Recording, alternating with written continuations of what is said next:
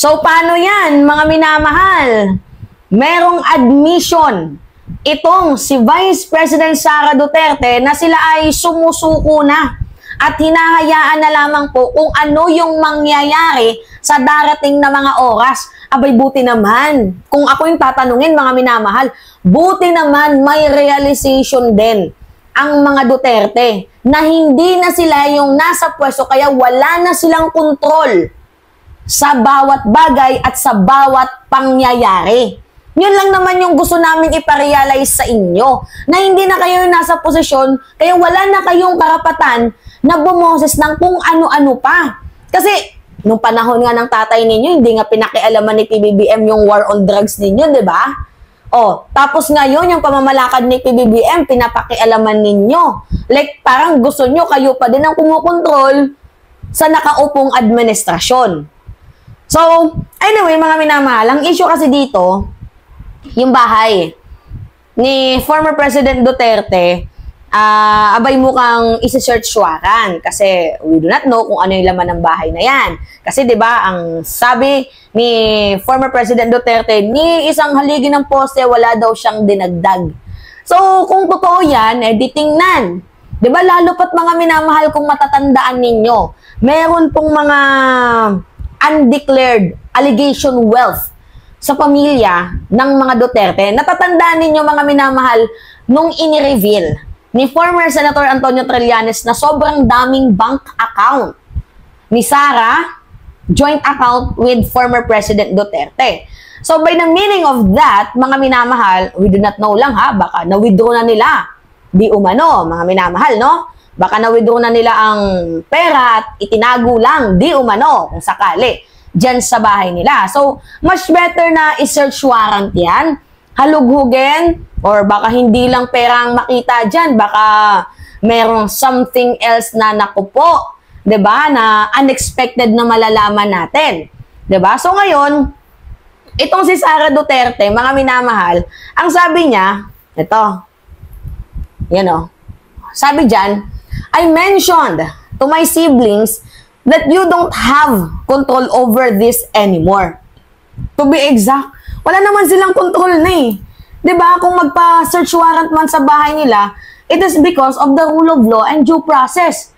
'Di ba? Lalo pat meron kayong mga allegedly, 'di ba, na mga allegations sa mga undeclared wealth ninyo, lalo pat ikaw, Vice President Sara Duterte, hindi mo sinasagot ang accusation patungkol sa inyo ni former President Rodrigo Roa Duterte patungkol sa inyong bank accounts, 'di ba, na humigit kumulang 2.4 billion daw, di umano.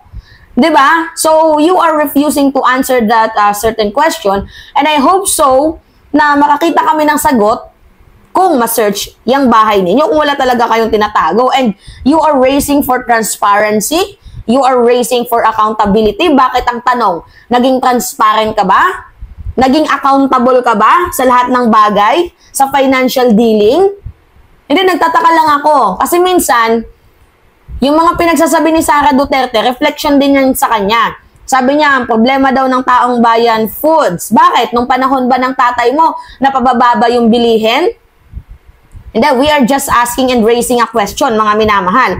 Like, di ba, parang ang kapal ng mukha na mag-etchos etong si Sara Duterte, samantalang ganun din naman yung kanyang ama.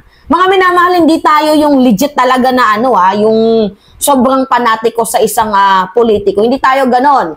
Kung mayroon mang mali si PBBM, sabi ko, bumoses kayo. Pero kung sa tingin ninyo tama, bakit hindi? Di ba?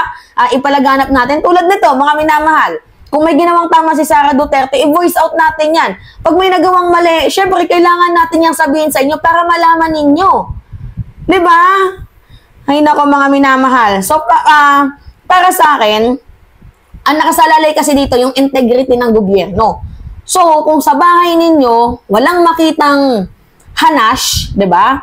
Walang makitang eklabush diyan, ay di malinis kayo, 'di ba?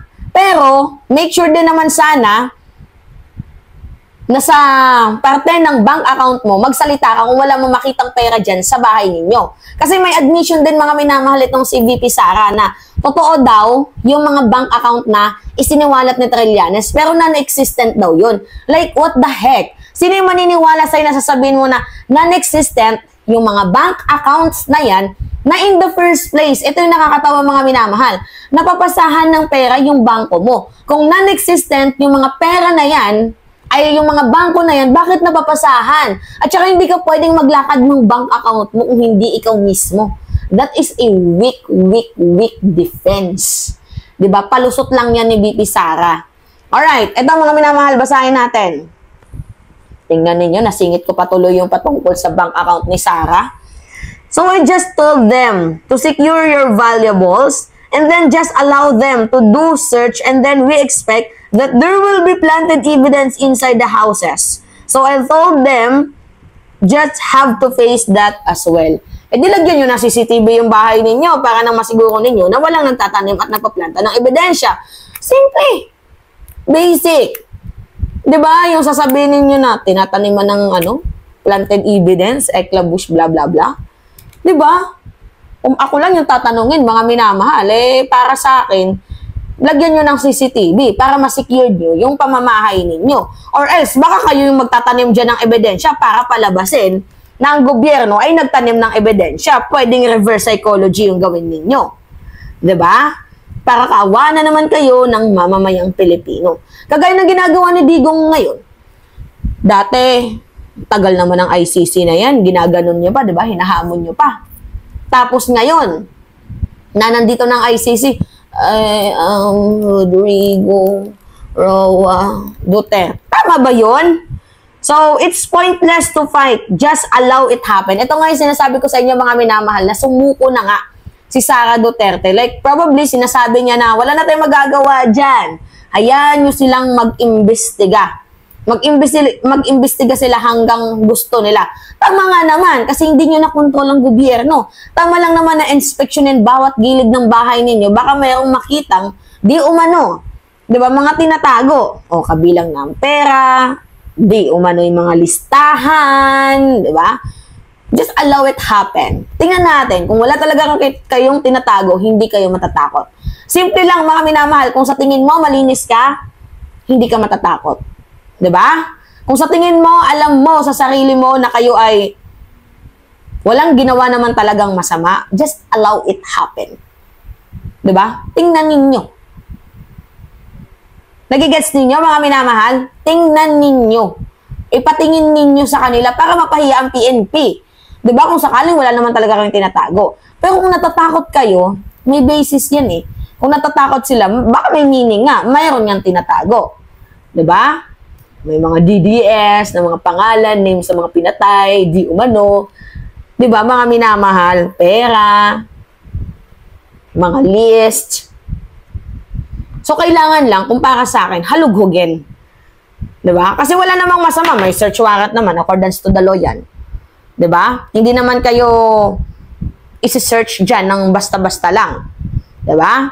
So, pag pumasok dyan ng PNP na walang search warrant, mali yun. Pero kung meron silang search warrant, ano yun sa batas?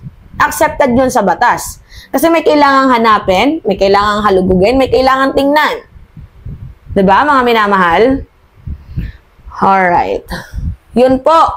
So, it's me again, mga minamahal, Alicia nyo. Ay, nako.